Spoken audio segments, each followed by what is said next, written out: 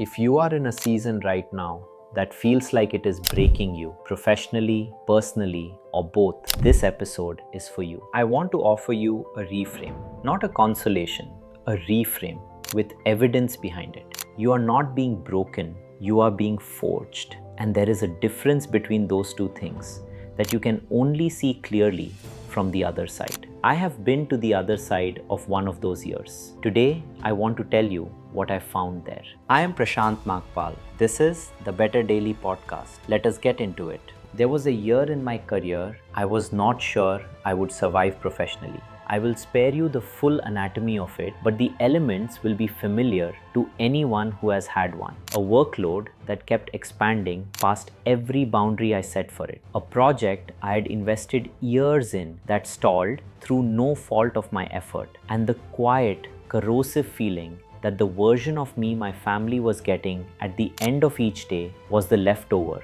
not the person. I remember describing that year to a mentor. I expected sympathy. Instead, he sat with it for a moment and asked me a question I have never forgotten. He said, "I hear what this year is doing to you. What is it making of you?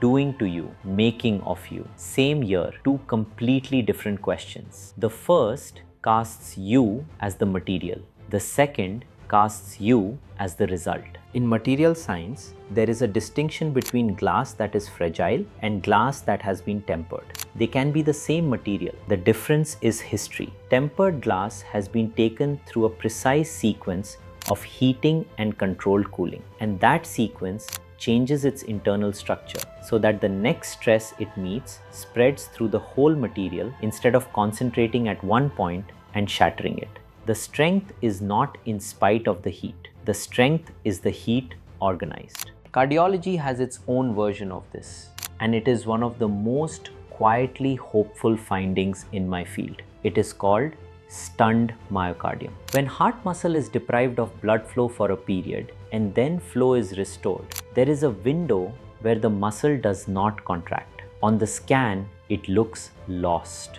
An untrained read would call it dead. But it is not dead. It is viable, stunned, not destroyed, and over days to weeks, with restored supply, it recovers its function. The entire discipline of distinguishing stunned from scarred exists because they look identical in the worst moment and have opposite futures. If you are in the worst moment right now, I want you to hold that image.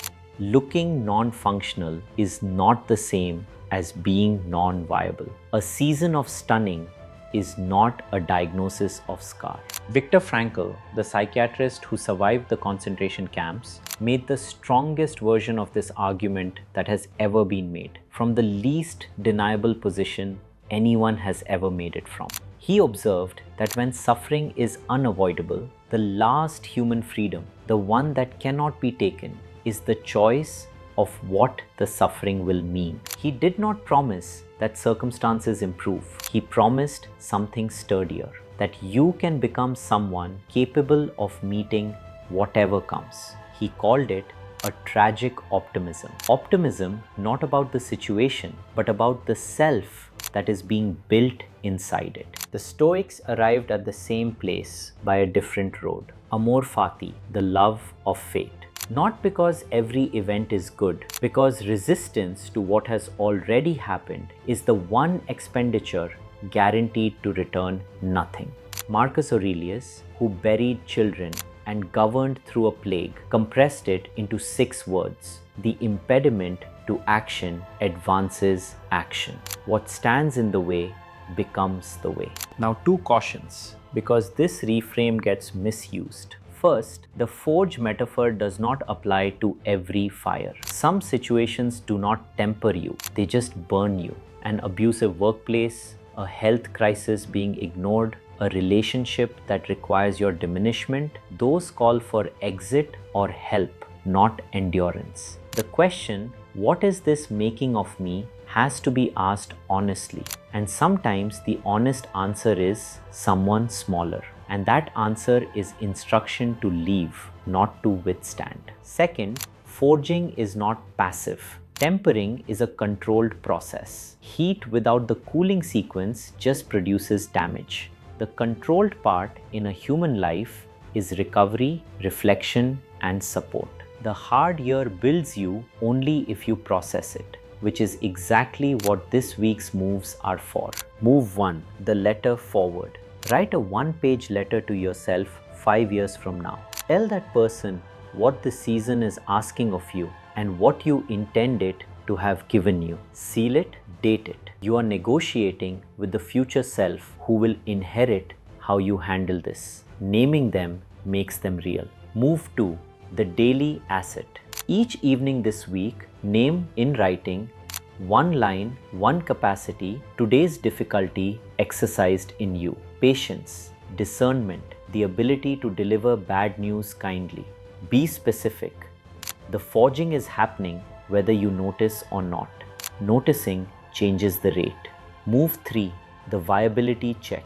Ask the honest question, is this fire tempering me or just burning me? Write down one piece of evidence for each side. If the burn column keeps winning week after week, the courageous move is not endurance, it is change. That year I described? It ended. What it left behind was not damage, though I was certain at the time that damage was all it could leave. It left calibration. I now know exactly where my limits are because I've stood on them. I know what I will no longer trade away because I once traded it and felt the cost. None of that knowledge was available at any other price. Frankl wrote, when we are no longer able to change a situation, we are challenged to change ourselves. The heat is real, so is the tempering. Hold on. I am Prashant Nagpal. This is the Better Daily Podcast. Small shifts, big life.